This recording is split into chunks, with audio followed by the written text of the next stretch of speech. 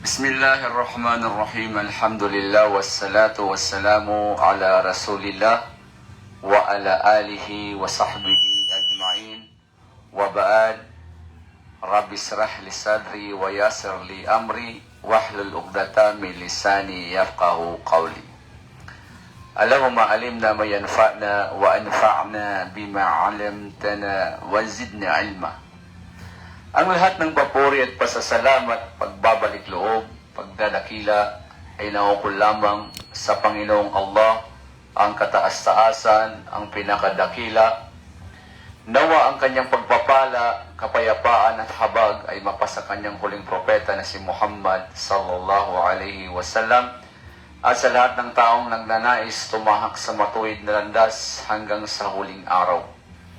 Aming mga ginigiliw na mga kapatid sa Islam, akin kayong binabati ng pandaigdigang pagbati natin bilang mga Muslim.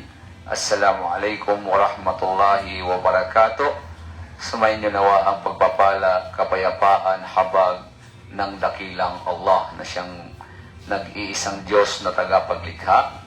At atin din pong babatiin ang ating mga mahal na kababayan, ang ating mga kababayan, mga Pilipino na wala pa sa loob ng pananampalatayang Islam, na mga Kristiyano ng magandang umaga, magandang hapon o gabi, saan man kayo dako naroroon sa ibabaw ng mundo.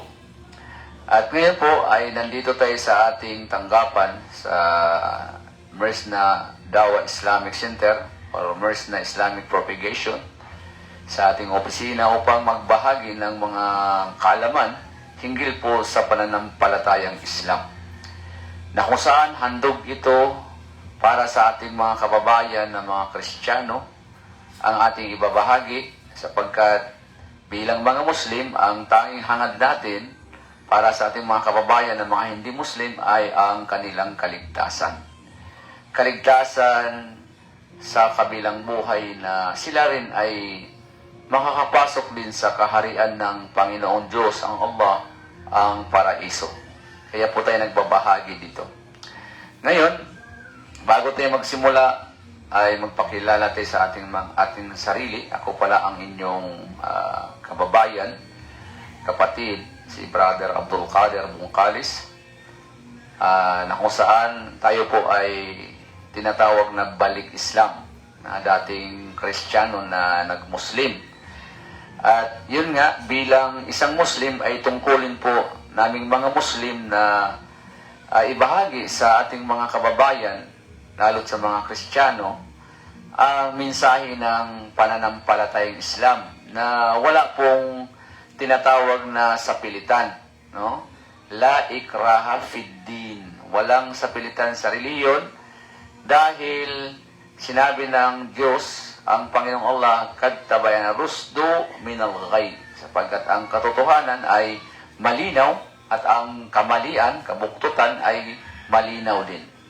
So ang ating ibabahagi ngayon, mga mahal na kababayan na mga Kristiyano, na mga hindi pa Muslim, ito'y para sa inyo, ang patungkol sa ang mensahe ng dakilang propeta na si Hesukristo, na kung saan si propeta Hesukristo, mapasa kanya ang pagpapala, kapayapaan ng dakilang Diyos, ang Allah, ay napakalinaw ang kanyang mensahe na ibinahagi sa atin, na kung saan ang mensahe ni Hesukristo ay ang pagsamba lamang sa tanging nag-iisang Diyos na tagapaglikha. Yun ang kanyang mensahe, na kung saan ito ang pangulong kautusan ni Hesukristo na kanyang itinuro, na kung saan ating mababasa sa inyong aklat Biblia sa Marcos 12:29, napakalinaw eh. Sabi ni Hesukristo, pakinggan nyo, O Israel, ang Panginoon nating Diyos, ang Panginoon natin. Isinasama ni Jesus ang kanyang sarili na meron siyang Panginoon. Meron siyang Diyos. Hindi niya kiniklaim ang kanyang sarili bilang Diyos at Panginoon, pagkos meron siyang itinuturo na nag-iisang Panginoon, nag-iisang Diyos, na kanyang Diyos at ating Diyos. Meaning, ang Diyos ni Jesucristo at ang Diyos natin iisa. At sinabi pa niya, sambahin or ibigin ang nag-iisang Diyos ng buong lakas, buong puso, buong kaluluwa, buong isip. So, napakalinaw na dapat tayong mga tao na naghahangad ng kaligtasan ay sambahin daw natin ayon kay Jesus ang tanging nag-iisang Diyos, ang tagapaglikha. Kaya ang kaming mga Muslim, sa totohanan po, kami ay tunay na nagmamahal kay Jesucristo. Kami ay sumusunod sa kanyang mga katuruan. In fact, hindi kami matatawag na tunay na Muslim kung hindi kami maniniwala kay Jesus. Kung hindi kami susunod sa kanyang mga katuruan, hindi kami matatawag na tunay na Muslim.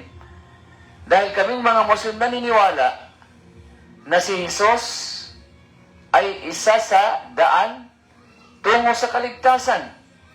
Dahil siya ay isa sa pinakadakilang propeta na isinugo ng Diyos na tagapaglikha na si Allah.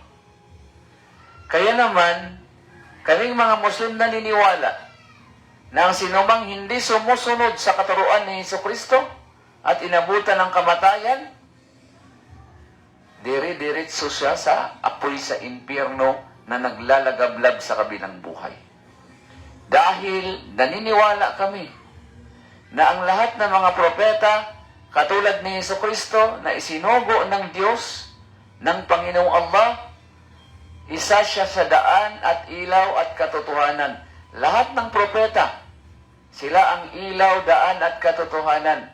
Kaya kung tunay tayo nagmamahal kay Jesus, dapat sumunod tayo sa kanyang katuruan. Sumunod tayo sa kanyang iniwan na mensahe. Sumunod tayo, huwag nating salungatin. Kung ano ang sinabi ni Jesucristo, hanggang doon lang tayo mga mahal magulang. Kaya kami mga Muslim, tunay na kami ay nagsasabuhay sa katuruan ni Jesucristo. Sinusunod namin siya. Minamahal namin si Jesus higit pa sa aming mga buhay bilang mga Muslim. Katotohanan mga mahal na kababayan, lalo sa mga Kristiyano, si Jesucristo sa kanyang panahon ay hindi nagturo na sambahin ang kanyang sarili. Wala tayong mababasa kahit isang sitas man dyan sa Biblia na sinabi ni Jesus na ako'y Diyos, ako'y Panginoon. Wala po. In fact, meron tayong mababasa sa loob ng Biblia na si Jesucristo, siya nagsabi na nagbibigay siya ng babala sa mga tao na sumasamba sa Kanya at sa mga taong kumikilala sa Kanya bilang Panginoon. Meron siyang babala. Ano ang ating mababasa? Ganito po ang nakasaad, mga mahal na magulang, mga mahal na kababayan, na si Jesucristo mismo ang nagsabi. Ating mababasa sa Mateo 7, versikulo 22, na kung saan sinabi ni Jesus, para ito sa mga tao na sumasamba sa Kanya at kumikilala sa Kanya bilang Diyos, na ito ay senaryo na mangyayari doon sa araw ng paghuhukom, na ang lahat ng sumasamba kay Jesus at tumatawag sa Kanya ng Panginoon, mapapahiya sa araw ng paghuhukom. Sinabi ni Jesucristo sa Mateo 7, versikulo 22, ayon kay Jesus, Panginoon.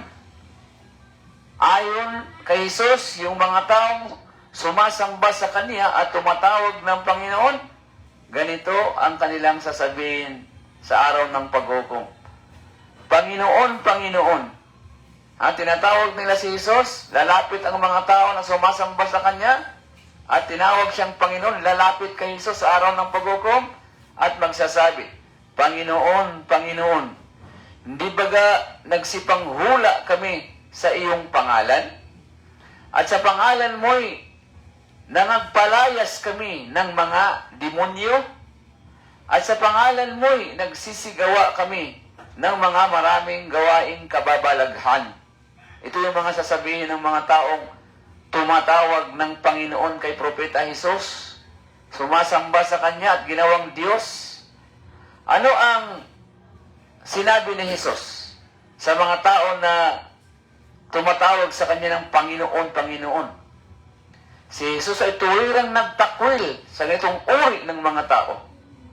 At mula sa inyong aklat, Biblia, karugtong ng ating binasa, mababasa natin na si Jesucristo ay nagagalit at siya ay nagwika. Sabi ni Jesus, Matthew 7:23, karugtong ng Matthew 7:22, sabi ni Jesucristo, kailanman hindi ko kayo nangagkilala. Magsilayo kayo sa akin. Kayo ang mga taong gumagawa ng kalapastanganan, katampalasanan o kalapastanganan sa akin. Yun ang sagot ni Jesucristo. Magsilayo kayo sa akin. Kayo ang mga taong gumagawa sa akin ng katampalasan o kalapastanganan. Ibig sabihin, mga mahal na mga kababayan, na mga hindi Muslim, ang pagsamba kay Jesucristo ay isang katampalasanan para sa Kanya. Kaya yung pagtawag ng Panginoon kay Jesucristo ay hindi niya tinatanggap ito. Kasi ang Panginoon, mga mahal na kababayan, sa Arabic, ito ay tinatawag na Rab. At ang Rab, o Panginoon, sa Tagalog, sa malapit nitong kahulugan, ay siya ang tagapaglikha. Naglikha ng lahat ng langit ng lupa. Lahat ng bagay, yan ang trabaho o gawain ng Panginoon. Tagapaglikha. Kaya nagagalit si Jesucristo na tawagin siyang Panginoon kasi nga wala naman siyang nalikha. Nung ipinanganak ni Birhing Maria, si Jesucristo ay nalikha na lahat. Kumpleto na. Ganap na. Matagal ng panahon nalikha na ang mundo, ang mga tao. Kaya nagagalit siya na tawagin siyang Panginoon kasi wala naman siyang nalikha. Ni kahit bato. Walang nalikha si Jesucristo. Bagkos si Jesus ay kabilang sa mga nilikha katulad natin. Anak siya ng tao na si Maria. Si Maria, tao, kapag manganak, tao din ang kanyang magiging anak. Kaya nagagalit si Jesucristo at ito ay isang malaking katampalasanan para sa Kanya na tawagin siyang Panginoon at Diyos at sasambahin siya. Dahil wala naman tayong makikita kahit na isang sitas sa loob ng Biblia na inutos ni Jesus lumabas sa Kanyang bibig na sambahin siya. Tawagin siyang Panginoon. Wala, mga mahal na magulang. Kaya ang mga taong tumatawag kay Jesus ng Panginoon at Diyos, sa araw ng paghukom, mapapahiya. Mapapahiya. Papalayasin ni Jesucristo. Sasabihin lang niya, magsilayas kayo sa harapan ko. Hindi ko kayo kilala. Kayo ang mga taong gumagawa ng katampalasanan para sa akin. Yan ang bakas ng katotohanan, mga magulang, mga kababayan, na mismo sa inyong aklat Biblia, ay si Jesucristo ay nagagalit. Siya ay naiinis sa mga taong tumatawag sa Kanya ng Diyos at Panginoon, sapagkat tunay na itatanggi ito ni Jesucristo. Nandiyon na nga sa loob ng inyong aklat Biblia. Itatanggi niya at magagalit siya dahil kalapastanganan para sa Kanya na tawagin siyang Panginoon at Diyos, na malinaw naman na sa panahon ni Jesucristo, meron siyang Diyos na sinasamba, meron siyang Panginoon na dinadalanginan, at hindi ang kanyang sarili. Kasi kung Diyos na si Jesus, bakit pa siya nagdarasal? Kung siya ang Panginoon, meron ba siyang nalikha? Wala. Ang Diyos, hindi na dapat magdasal. Ang Diyos, siya ang dinadasalan. Siya ang dinadalanginan ng mga tao. Hindi na siya magdarasal. Hindi na siya magmamakaaw at humihingi pa ng tulong sa isa pang Diyos. Di ba? So, maging sa banal na Quran, mga mahal na magulang, mga mahal na kababayan, Si Jesucristo, dito sa banal na Quran, magkukot naman tayo ng banal na Quran. Kasi Biblia ang kinote natin kanina. Sa banal na Quran, malinaw na si Jesucristo ay haharap sa ating dakilang tagapaglikha, ang nag-iisang Diyos na tunay na si Allah. Haharap si Jesucristo sa araw ng paghukom sa Panginoong Allah at siya ay tatanungin ng Allah. Siya ay iimbestigahan. Sasabihin ng Allah sa kanya, ating mababasa sa banal na Quran sa chapter 5 verse 116 hanggang 117, at ito ang nakasaad sa orihinal na pagkakasulat, mga magulang. Kasi kaming mga Muslim, meron kaming orihinal na kapahayagan na kung paano ibinaba kay Propeta Muhammad sallallahu alaihi wasallam hanggang sa ngayon, matagal ng panahong nakalipas, 1,447 years nang nakalipas, almost 1,500 years, ay nanatili sa orihinal ang aming aklat na kapahayagan, ang banal na Quran. Ito po ang nakasaad sa orihinal niyang pagkakababa mula sa kalangitan tungo kay Propeta Muhammad sallallahu alaihi wasallam.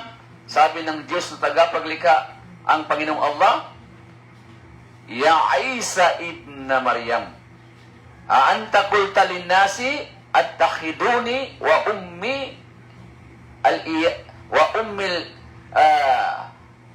ilahin min dunillah?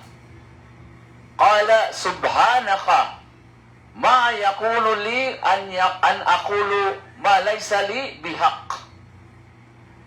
In kuntum qultuhu faqad alimtahu ta'lamu ma fi nafsi wala a'lamu ma fi nafsi innaka anta 'allamul ghuyub ma qultu lahum illa ma amartani bihi an ya'budullah rabbi wa rabbukum. Ito po ang nakasaad sa orihinal, mga mahal na magulang, na kung saan sinabi ng Diyos na tagapaglikha, ang Panginoong Allah kay Jesus. Sa malapit na kahulugan sa wikang Tagalog, sinabi ng Panginoong Allah, ipahayag, ang Panginoong tagapaglikha, ang Allah, ay nagsabi kay Jesucristo, at si Jesucristo ay kanyang tinanong na anak ni Maria. Sabi ng Panginoong Allah, ang tunay na Diyos, ikaw ba, Jesus, ay nagsabi sa mga tao na sambahin ka at ang iyong ina bilang mga Diyos, nakahati sa akin, katambal sa akin sa pagsamba? Ikaw ba, Jesus, ay nagwika sa mga tao na ikaw at ang iyong ina ay mga Diyos bilang katambal sa pagsamba sa akin? Tinanong si Jesucristo ng Panginoong Allah. Ano ang sagot ni Jesus? Luwalhati sa iyo, o aking Panginoong Allah. Hindi ko maaring sabihin ang mga bagay na wala akong karapatan. Batid mo naman ang aking kalooban, o aking Panginoong Allah. Nababatid mo ang aking kalooban samantalang ang iyo ay hindi ko nababatid. Ito ang lumabas sa bibig ni Jesucristo. Gayong wala akong sinabi sa mga tao, maliban lamang kung ano ang iyong ipinag-uutos sa akin. Ma qultu lahum, wala akong sinabi sa mga tao, ayon kay Jesus, illa ma'amartani bihi, maliban kung paano o ano ang ipinag-uutos mo sa akin. Na ang pinag-uutos mo sa akin ay sambahin lamang ikaw na aking Panginoon na nag-iisa, na kanila ring Panginoon. Ha? Kaya nga, sa isa pang talata sa banal na Quran, sinabi ni Jesucristo, ayon sa sinabi ng Allah, wa inna allaha rabbi wa rabbukum fa'buduhu hada siratun mustaqim. Ayon kay Jesus, lumabas sa kanyang bibig, na sinabi ng Panginoong Allah at katotohanan. Ang Allah, ang aking Panginoon, inyo ring Panginoon, kung kaya't sambahin ang nag-iisang Panginoon ang Allah. Ayon kay Jesus, at ito ang matuwid na landas. Ito ang siratong mustaqim, ang tuwid na landas, tungong paraiso. Ito ang sambahin lang ang aking Panginoon, ang pangalan ay Allah, na inyo ring Panginoon. So yun po mga mahal na magulang. Napakalinaw. Napakalinaw ang matuwid na landas. Kaya nga, si Jesucristo, diyan sa aklat na Biblia, sa Juan 17 talatang 3, siya ay nagturo kung paano tayo magkamit ng buhay na walang hangganan. Si Jesucristo ay malinaw na nagturo paano tayo maliligtas, paano tayo makakapasok sa paraiso. John 17:3, tinanong si Jesucristo ng kanyang mga disciple, "O mabuting guro, papaano ba kami magkamit ng buhay na walang hangganan?" Ano ang sagot ni Jesucristo? Itinuro niya ang nag-iisang Diyos na nasa langit, nasa ibabaw ng kalangitan. At sinabi ni Jesucristo sa kanyang mga disipulo, "At ito na nga ang buhay na walang hanggan, na ikaw ang nag-iisang tunay na Diyos." Ibig sabihin ng tagapaglikha ang Allah, na ikaw ay kanilang makilala bilang tunay at tangi na Diyos. Tunay at tangi na nag-iisang Diyos. Hindi kiniklaim ni Jesus ang kanyang sarili na Diyos, kundi itinuturo niya na may nag-iisang tangi, bukod tangi, at tunay na iisang Diyos. At ayon kay Jesus, ito ang buhay na walang hangganan. Kaya pag nasamba natin ang tunay na Diyos, ang Allah, ipagkaloob sa atin ang buhay na walang hangganan. Yun ang turo ni Jesucristo, mga kababayan, na mga Kristiyano. At pagkatapos, ipinakilala ni Jesus ang kanyang sarili, hindi bilang Diyos, hindi bilang Panginoon, hindi Diyos na nagkatawang tao, o Diyos na kabilang sa tatlong persona o espiritu, kundi ipinakilala ni Jesus ang kanyang sarili. Sabi niya, "At ako si Jesus na isinugo." Ang isinugo, propeta, tao, na hinirang na propeta at isinugo ito ng dakilang tagapaglikha, mensahero, mga mahal na magulang. Kaya sa pananampalatayang Islam, si Jesucristo, bilang mga Muslim, hindi namin siya tinatakwil. Kasi ang salitang pagtakwil, antay, ay kalaban, hindi naniniwala. So sa Islam, hindi kami matatawag na tunay na Muslim kung hindi kami magmamahal at maniwala kay Jesus bilang isang dakilang propeta, dakilang sugo, at dakilang mensahero. Dahil yan ang pagpapakilala ni Jesus sa kanyang sarili. Siya ay isinugo ng Diyos. Kaya huwag tayong magmamalabis, mga mahal na mga kababayan, na mga hindi pa Muslim. Huwag tayong magmamalabis sa ating paniniwala kay Jesus. Malinaw na siya ay tao, anak ni Birhing Maria, na hinirang na isang propeta lamang. Ang Diyos ay nag-iisang tunay. Siya ang Allah. Huwal Khaliq. Siya ang tagapaglikha ng lahat. Huwal Razik. Siya ang nagtutustos ng ating mga makain. Siya ang nagkaloob ng hangin para mabuhay tayo. Ang Allah, Huwal Mudabbar. Ano ang Mudabbar?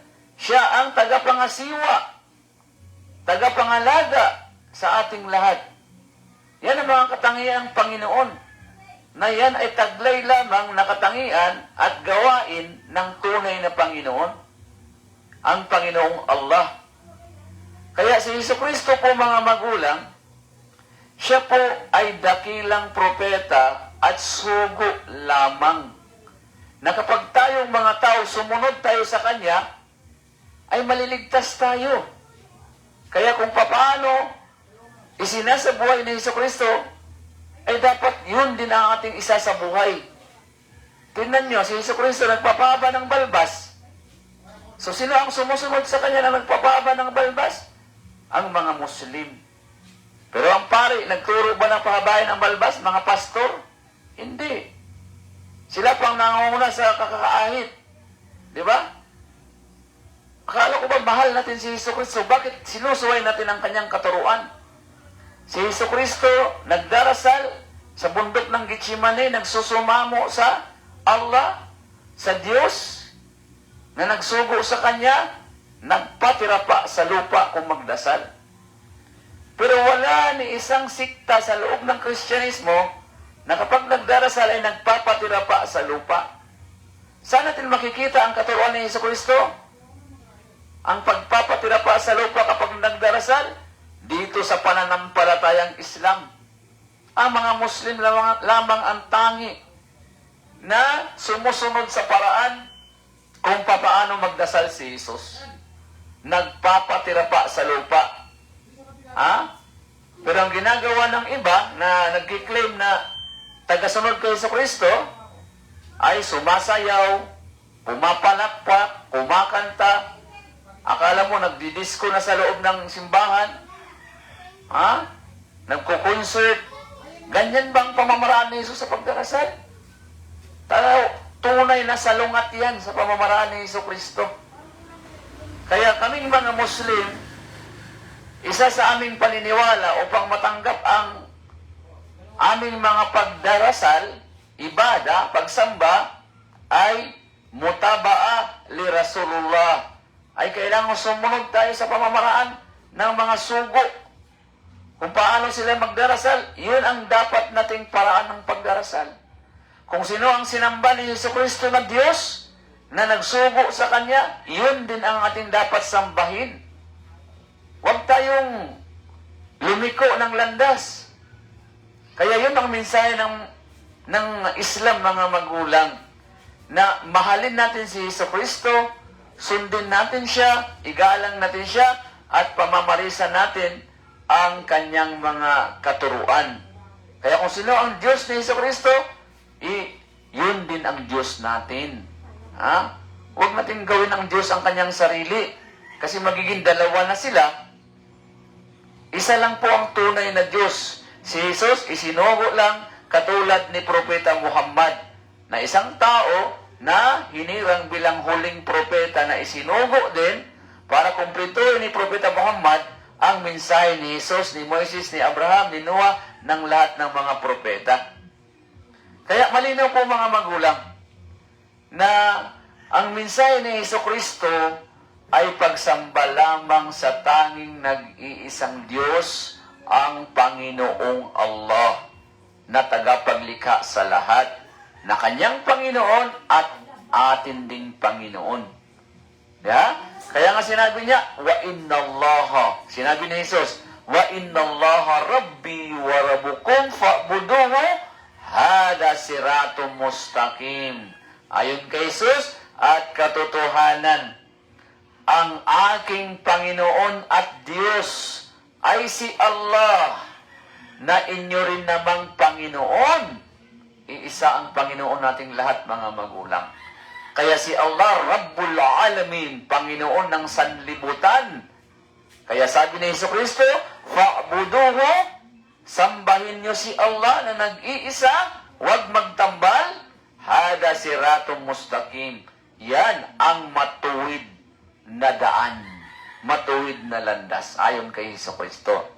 Kaya mga mahal na magulang, mga aming mga kababayan na mga hindi pa Muslim, mga Kristiyano, inaanyayahan po namin kayo dito sa loob ng pananampalatayang Islam, na siyang pananampalataya na itinuro ng lahat ng mga propeta, kabilang na si Hesukristo, si Propeta Muhammad, si Moises, si Abraham, si Noah, na ang ibig sabihin ng Islam, pagsuko, pagsunod, pagtalima sa kalooban at pagsamba sa tanging nag-iisang Diyos na ating tagapaglikha. Yun po ang Islam.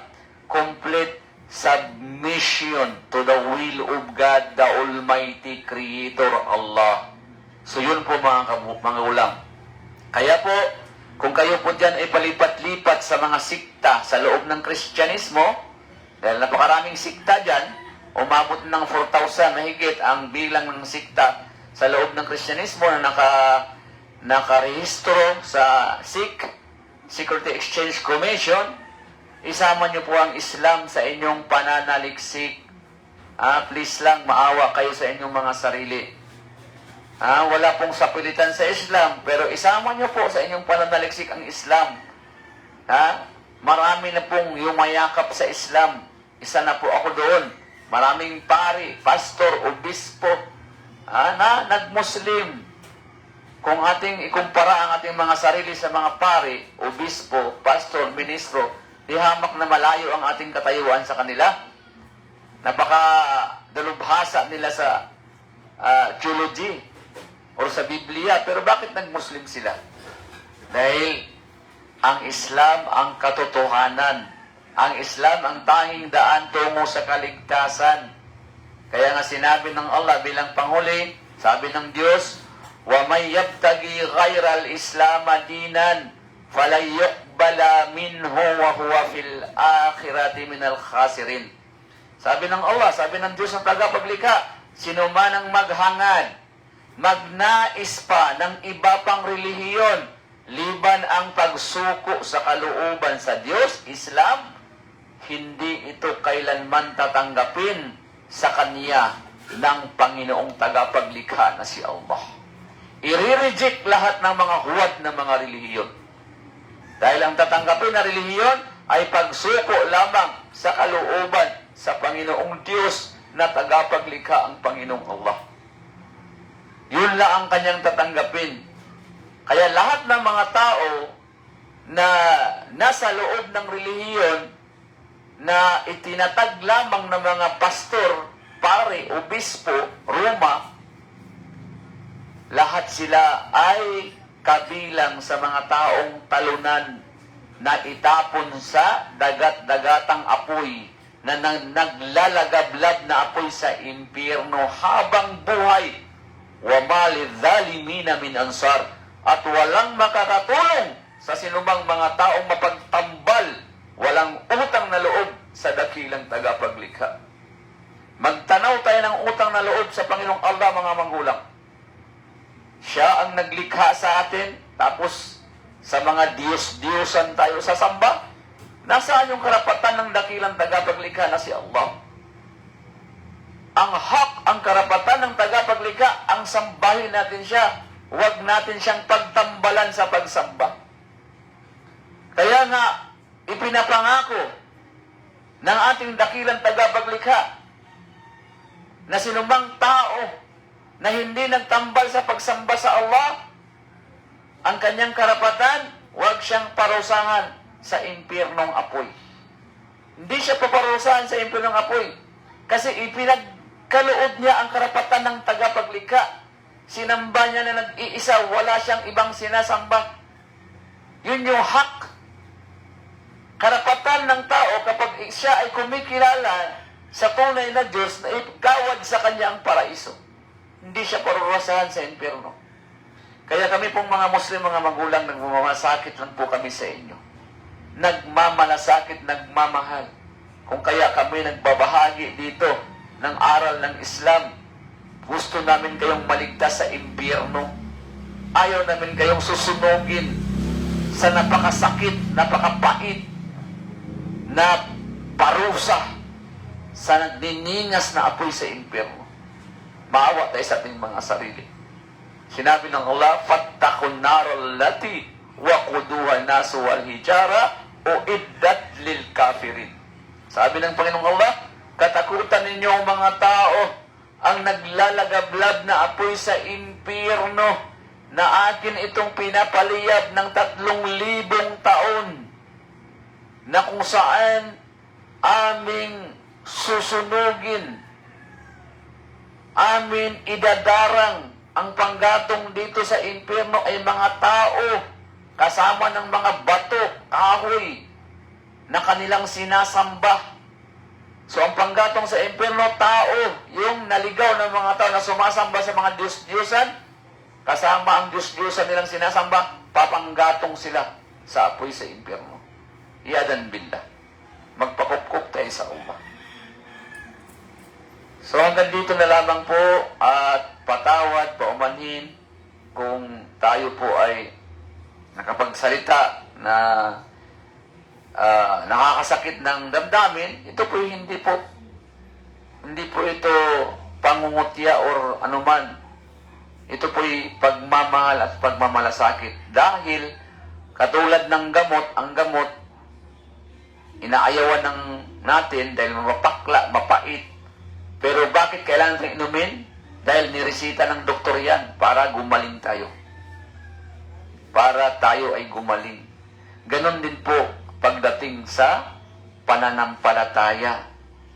Kailangan nating makirot ang ating damdamin para tayo ay magabayan tungo sa kaligtasan. Kailangan nating makarinig ng masakit. Kasi nga, ito ay gamot sa atin. Gamot sa ating kamangmangan at gamot sa ating mga kinagisnang paniniwala na hindi tayo ang pumili. Ito ay minana lamang natin sa ating mga magulang. So hanggang dito na lang, at sa susunod, magbibigay pa tayo at magtatalakay pa tayo ng iba pang mga usapin patungkol sa Islam, tungo sa ating kaligtasan. Ilahuna wa sallallahu ala sayyidina Muhammad wa ala alihi wa sahbihi ajma'in. Wa akhir da'wana anil hamdulillahi rabbil alamin. Jazakumullahu khairan wa barakallahu fikum. At magandang umaga, tanghali, hapon, gabi sa ating mga mahal na kababayan na mga hindi pa Muslim. Maraming salamat po sa inyong pagsubaybay, sa inyong panonood. Hanggang sa muli.